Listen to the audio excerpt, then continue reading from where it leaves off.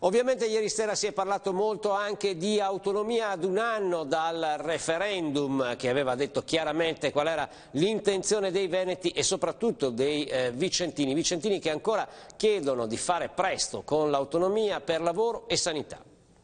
La dedica a tutti quei che come mi ama il Veneto. Lavoro per i giovani soprattutto. E Zaia decida di fare qualcosa. Sanità soprattutto ed evitare gli sprechi. Beh, più che altro la sanità.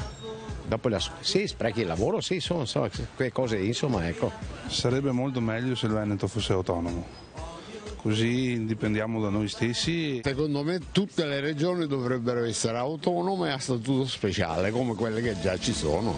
La sanità che lascia desiderare i tempi. Dico che non so se sia i tempi lenti o se sia una presa. Il resto non lo dico. Potrebbero esserci più risorse? Potrebbero essere anche più spese, però dipende. L'autonomia è una cosa importante che lottiamo da anni e anni e anni. Lavoro, perché il lavoro, c'è parecchia gente che ha bisogno di lavoro in questo momento qua e penso che i rapporti con l'Europa andrebbero migliori perché l'autonomia è una cosa che a noi sta bene come Veneto. I giovani sicuramente che spero che trovino lavoro, specialmente con l'autonomia.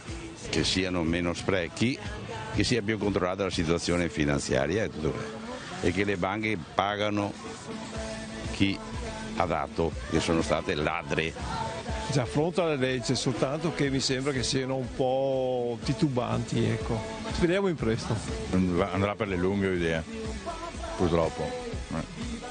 Ma i tempi sono sempre i tempi della politica che sono dei misteri, si spera, noi abbiamo dato il contributo che ho votato.